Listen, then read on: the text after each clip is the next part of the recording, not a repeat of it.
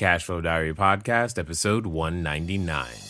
Welcome to yet another exciting episode of the Cashflow Diary Podcast, the podcast that teaches you insider tips, tactics, and strategies for creating leverage streams of cash flow into your life. Learn from top-performing entrepreneurs, business owners, investors, and thought leaders from across the globe as they share their secrets to success.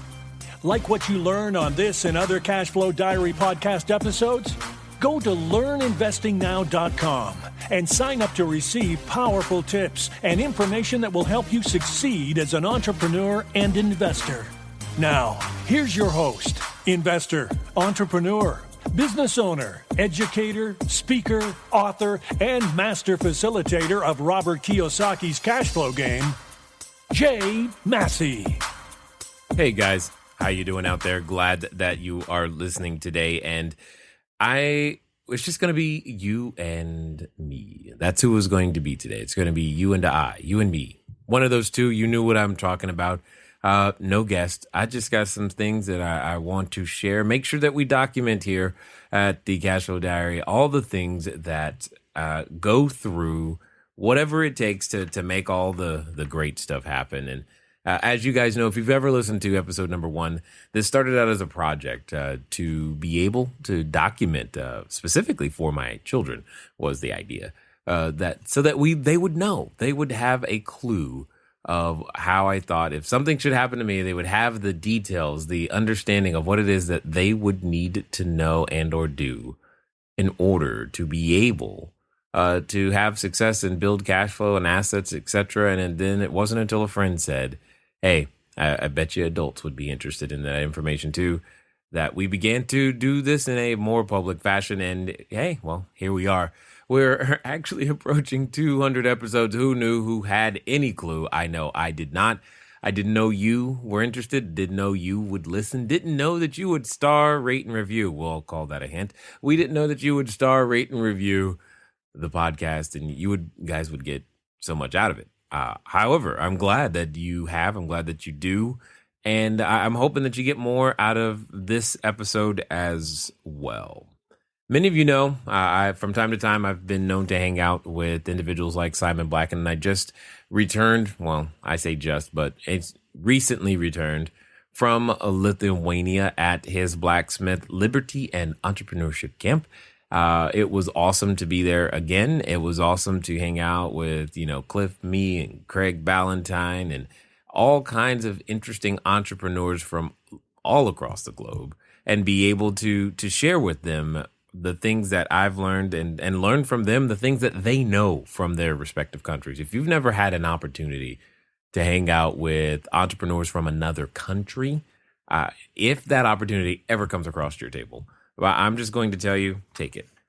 Take it as fast as you possibly can, and you will be the better for it. I mean, your product will be better. You'll be better. Everyone around you will be grateful, and it'll only make sense after the fact. So the question is, what are we going to talk about today?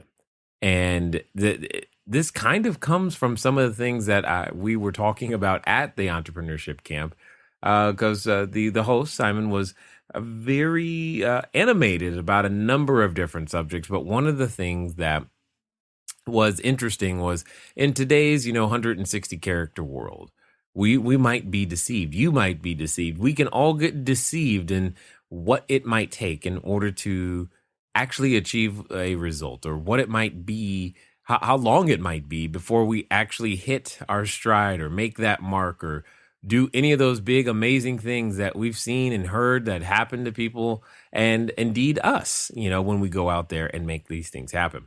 So the first two sections. So here's what I'm going to do, and I'm going to ask you to stick with me. All right, I want you to stick with me. I promise you, there's a point to this little section that I'm about to do for you, and the next one, and you'll have to stick around for the third one in order for it all to make sense.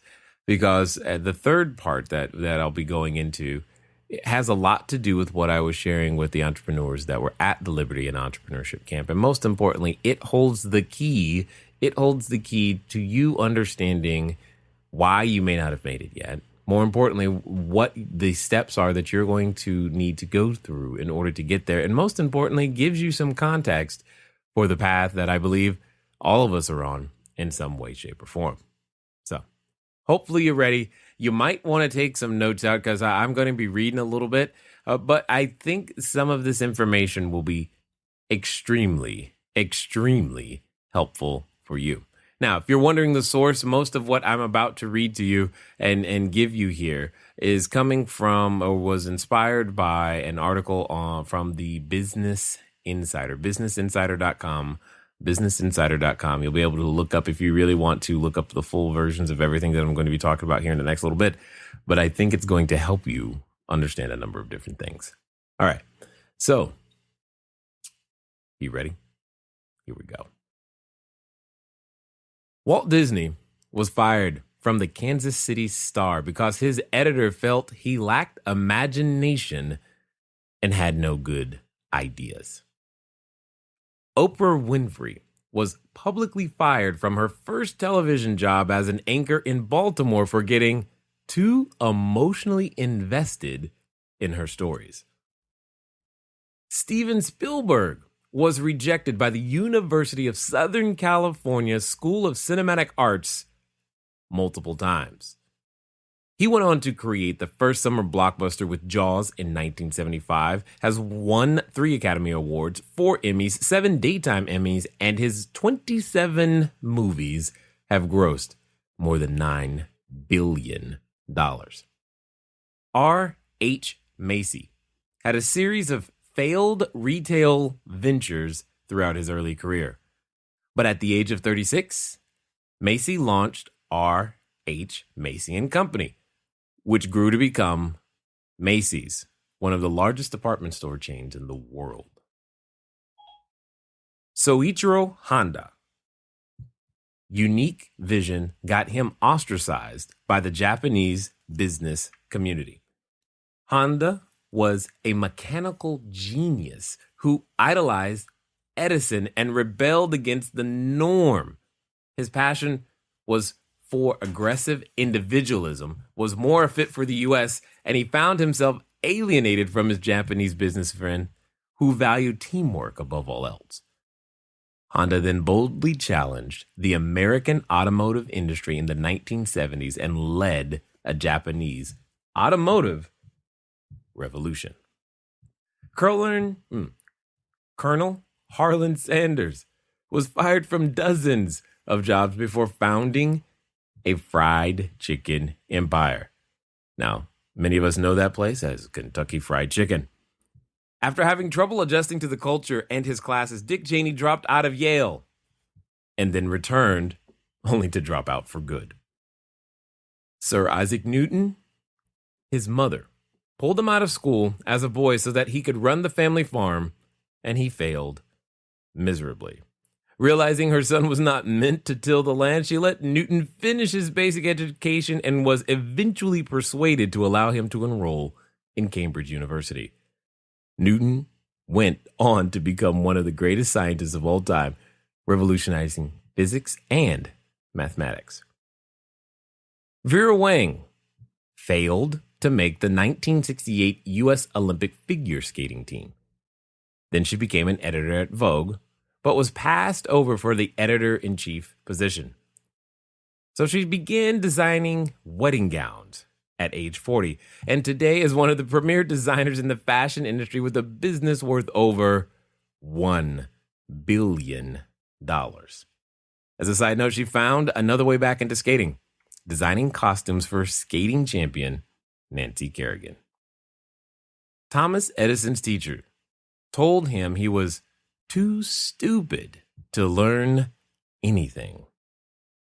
After that, things stayed bleak for a while as Edison went on to be fired from his first 2 jobs for not being suitably productive. Edison went on to hold more than 1,000 patents and invented some world-changing devices like the phonograph, practical electric lamp, and movie camera. You might even say, if not for him, you wouldn't be listening to me right now. As a child, Albert Einstein had some difficulty communicating and learning in a traditional manner. Of course, Einstein's communication and behavioral problems were not indicative of a lack of intelligence. He went on to win the Nobel Prize in Physics for the discovery of the photoelectric effect, and his special theory of relativity corrected the deficiencies in Newtonian physics. J.K. Rowling was a single mom living off welfare when she began writing her first Harry Potter novel. Rowling is now internationally renowned for her 7-book Harry Potter series, and U.S. currency became the first billionaire author in 2004. Let us continue. You're probably wondering, where is Jay going with all this? Do you know how many more people are on this list? Here's another one. A young Henry Ford ruined his reputation with a couple of failed automotive businesses. However, after conducting a search, he was finally able to find a partner who had faith in him. Ford proved he had learned from his mistakes when Ford Motor Company forever changed the automotive industry and culture with its assembly line mode of production. Now you're going to really like this one. While developing his vacuum, Sir James Dyson went through 5,126 failed prototypes and his savings over a 15-year period. But the 5,127th prototype worked, and the Dyson brand name became the best-selling bagless vacuum brand in the United States. He is now worth an estimated $4.9 billion, according to Forbes. Stephen King grew so frustrated over his attempt to write the novel Carrie that he threw away the entire early draft. King's wife Tabitha found the manuscript in the trash and took it out. Carrie became a hit and launched his career. King's novels have since sold over 350 million copies. Lady Gaga got dropped by her record label, Island Def Jam, after 3 months. Upon receiving the news, she cried so hard she couldn't talk. Now, Stefani Germanotta is a pop icon, the winner of 6 Grammy Awards and a Songwriters Hall of Fame award. She's a regular on Billboard's Artist of the Year list and is known for her activism and is worth $59 million, according to Forbes. Ang Lee failed Taiwan's college entrance exams twice. Then he tried to go to acting school, but his English wasn't good enough. Now, you may not recognize that name, but he is a 3-time Academy Award-winning director and the man behind mega hits like Crouching Tiger, Hidden Dragon, Life of Pi, and Brokeback Mountain. All of those individuals have a lot in common with you and I as you continue on this journey. But there's a few more that I want to share with you as well. Just some thoughts. Microsoft founder Bill Gates. Before he's the Bill Gates that we know today, he served as a congressional page. Actor Christopher Walken started his performance career as a lion tamer. Amy Poehler, she scooped ice cream. Media mogul, philanthropist, and former mayor of New York City, Michael Bloomberg, was a parking lot attendant. Apple founder Steve Jobs talked his way into a job at Hewlett-Packard. Former Boeing CEO Jim McNerney was a cattle rancher. Yahoo CEO Marissa Mayer was a grocery store cashier. Goldman Sachs CEO Lloyd Blankfein peddled soda in the stands of Yankee Stadium. Netflix CEO Reed Hastings sold vacuum cleaners door to door. Former Secretary of State Madeleine Albright sold bras. That's right, bras. Amazon founder Jeff Bezos castrated bulls and ran a summer camp. Hopefully not at the same time. My point is thus. Often we ask ourselves, why haven't I made it yet? How come so-and-so got lucky and I'm better than them and I haven't, aren't I better than them? I know how to do X, Y, and Z better. I've been doing this for 5 years, 6 years. I've been trying this for 3 whole months. All of these things, they're true. You have been. And you do have the ability to be better. But here's the thing. There's a process to the path to becoming successful. Now, many of those names you probably have heard. Many of those names you may have expected. Many of those names you heard, but you probably didn't know that they did that first. I think some of the impressive ones that stand out are the idea of Mr. Dyson there. How many times, and I'm just going to ask, 5,127 times, that's a lot of trying the same thing, trying to get it right and believing that it was right for 15 years. Here's kind of the point, and here's where I'm coming from. What it is that we are trying to do when we're building an asset, when we're making a company or going out there to build our cash flow, there's a process to it. And I believe it's an 8-step process. We've gone over it before in our YouTube videos. We've gone over it before inside our membership. I just don't remember if I've ever told you guys. So I figured I'd put it here. But before I do, let me give you one more. Ludwig van Beethoven, at the age of 26, goes deaf. Now, at that time, he was a concert pianist. Well, clearly, that career was over. But you probably know him more for being a composer, which he took up after that occurred. See, there's a pattern to this. There is commonality amongst all of the names that you've heard.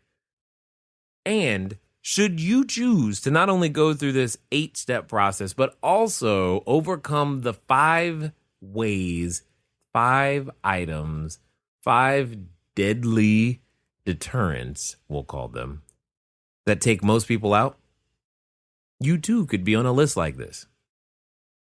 First, let's talk about what those 8 steps are. Those 8 steps are as follows. I'll give you step number 1. And this one's important. This is by far the most important one because without it, the rest of them don't matter. Every other step is built upon this one, and it's the only one that you cannot buy or purchase. You must come to the table with, period.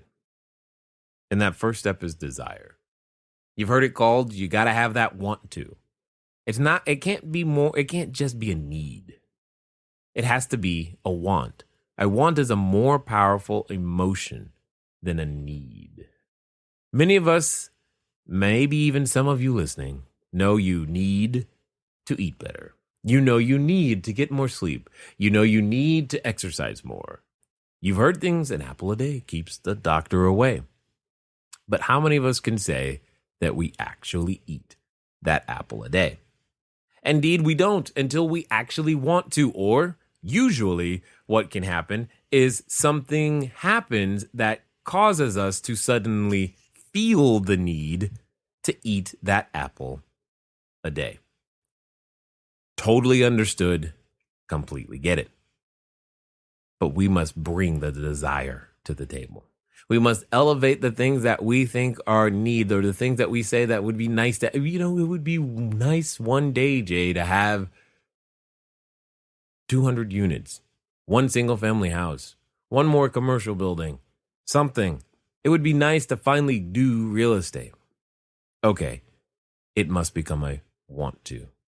Now, most of you listening, your business, your real estate desires, your investment portfolio, etc., it probably is a want to, especially if you've listened this far. But then you've got to understand the second step, and that second step is time. It's our most valuable asset. You can't get any of it back, which is why we've got to be conscious about where we invest every moment, every second. But we also must learn how to repackage our time in a completely different fashion than what we've been used to. Most of us are used to trading that time for a direct compensation, and no longer should this be for you. You should trade your time in exchange for building an asset. What does that mean? That means you will likely have to get over to step number 3, which is where you now must gain, pursue, add to your bag of tricks, new talents and skills. I don't know what those talents and skills are that you are missing, but I know that some of the popular ones, some of the most important ones, some of the ones that are absolutely critical to your business and enterprise, even if it's a nonprofit success, are things like sales, marketing, leadership, and communication. With those talents and skills that you develop, while you're in the process of gaining them, what typically happens is that when you're seeking out knowledge, you run into other people who are also seeking out knowledge. And because you're all seeking out knowledge together, what tends to happen is that you form these relationships. And those relationships become part of step number 4. Because through those relationships, what happens is you just end up naturally getting to number 5, which is proving how credible you are. Because you gain credit with the individuals every time you show up, every time you do the homework assignments, every time you continue to listen to the next podcast episode, every time you actually follow through on the homework that the instructor or mentor or whatever you guys are submitting yourselves to says. When you read a book and you all do what it says together, you gain credit and credibility with them, which is a necessary step to get you to number 6. This is where most people want to start. This is the challenge. Most people want to skip steps 1, 2, 3, 4, and 5 and get straight to number 6 because they have an immediate need for cash. Well, I get that. I get having an immediate need. You know what? Someone falling out of the sky has an immediate need for a parachute. But just because they did not bring one does not suddenly create an urgent request or desire or response from anyone when they had the ability to be properly prepared and did not. You can't skip these steps. You can't jump straight to the cash. Now, you can learn how to go through those steps and take these relationships, these new customers of yours, these new vendors and partners and what have you, through these steps quickly. That is true. It's a process we call accelerated relationship building. You can do that. However, you can't skip the sequence. Because once you get to the cash step, what happens here is you must remember this rule. You must give more in use value than you take in cash value. Because no one, and I mean no one, gives up anything they consider of value, especially currency, whatever the denomination, until they receive something that they believe will be worth greater value than the cash that they're relinquishing. You could take something as simple as a bottle of water. You don't pay for it until you need it and believe that paying for it is going to solve the problem better than you holding on to that dollar. If you have an alternative choice that's free, oftentimes you'll take it simply because you choose not to let go of the dollar. Doing nothing is a valid choice. And if you skip these steps, many of your would-be and potential customers will do absolutely nothing. You must give more in use value than you take in cash value. Then eventually you get to step number 7, which is kind of fun and sexy to talk about, is, I raised capital. And you get to pour gasoline on the fire, and you build bigger streams of cash flow. That's step number 7. What's really cool with step number 7 is that you begin to control something that currently might feel a little bit out of control. Your time.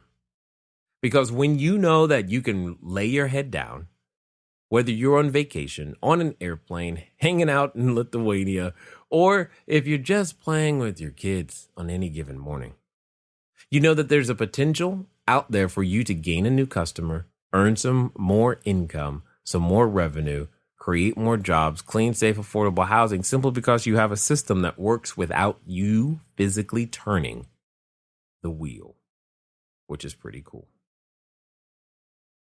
But that cash flow usually comes, again, from business expansion, learning to raise capital, and putting those things in place. And then you get to finally step number 8, which is typically where a lot of us, this is really what we're after. I think in a lot of ways, we're looking for a way to be significant. We want to matter. And there's absolutely nothing wrong with that. We just are born into this world with very little that the marketplace would consider valuable.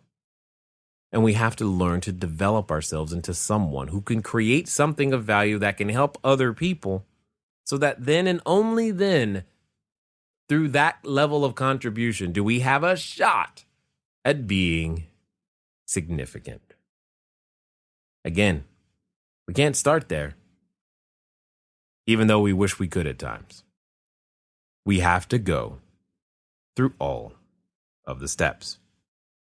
Now, I told you there were 8 steps, and we've just gone through them.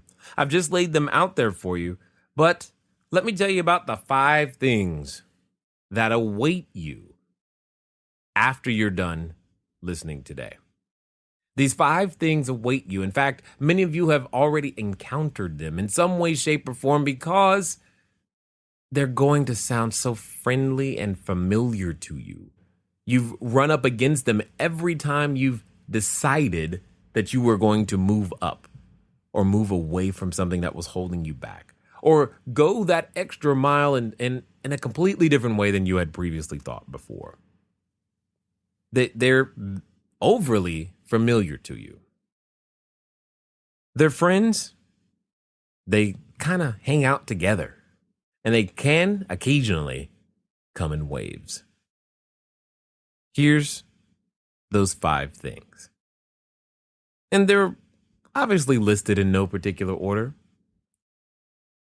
But these 5 things that tend to take most people out are delay, denial, a dead end, discouragement, and disappointment.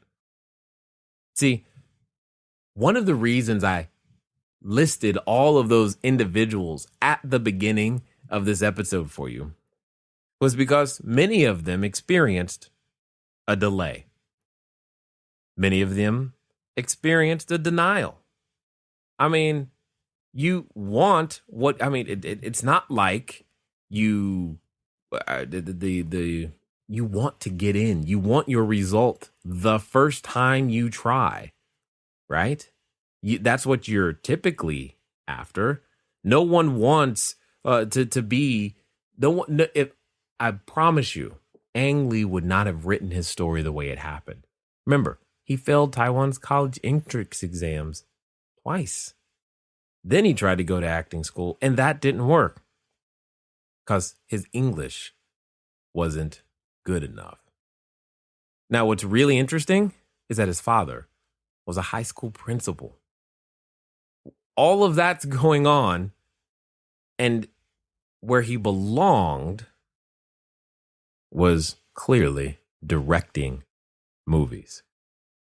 See, those delays, those denials, actually, when taken the best way, can lead you to what it is that you're actually supposed to do. Now, a dead end can also be deadly for your dreams. Pretty much Stephen King experienced this, right? Because he grew so frustrated about Carrie that he threw it away, completely gone. Now, I've read some of his books. I've since stopped reading them because they scare me. Good job. 350 million copies. It's a lot of books. It's a lot of books. But that dead end doesn't mean it's the end of the story. He had to give it one more shot. Yes, Tabitha took it out of the trash, but he still had to decide to engage again. Discouragement, disappointment, and I think the poster child of all of those clearly is either Thomas Edison or Sir James Dyson. I mean, he's developing a vacuum. And it's not like vacuums didn't exist. He was just trying to make a better one. 5,126 failed prototypes. Now, I just want to ask you this very direct and clear question. How many offers have you written? How many sellers have told you no? How many investors have you talked to really? How many times have you actually knocked on a door? How many leads have you really called? How long have you spent and invested in that idea? Because see, Sir James Dyson, he spent 15 years. That's 15 Christmases. That's 15 times seeing the family and them going, hey, how's that vacuum thing going? 5,126 failed prototypes. When do you decide to quit? I find it interesting. But yet many of us would want the results worth an estimated $4.9 billion. Wow. Very few of us would say, no, I don't want that. Yeah, you might do something different with it than what he would. But very few of us would say we couldn't find a way to intelligently use that, or we don't want it in some way, shape, or form. But would you be willing to fail 5,126 times? If I could guarantee you on your 5,127th try that it would work, how quickly would you actually attack it? I don't know. I'm just grateful it didn't take 5,126 offers to get the first one accepted. I'm just grateful it didn't take that many investors to get the first one. I'm grateful it didn't take that many days to really get the first deal. 15 years? That would be an incredibly long time. But I bet you if we asked him if it was worth it, he would say yes. I bet you he learned a few things. Most importantly, some of the things that I've learned between delays, denials, dead ends, discouragement, and disappointment is that it forces me to ask the question, do I really want this? So I ask you, do you really want this? If so, I think you know the prescription. I think you know exactly what you need to do. It's time to move at the speed of instruction. It's time to write the offer. It's time to pick up that pen one more time and try. Today. Right now. Right now. You don't need to know more. You just need to write an offer. Gain some experience today by writing that offer, making that pitch, calling that investor, picking up the phone. Make it happen. Hey, the worst that could happen to you is you experience a failure event. You get to experience something that you didn't intend on at the beginning happening. Well, as we've already discussed, to me, it sounds like you'd be in pretty good company. Will you join us?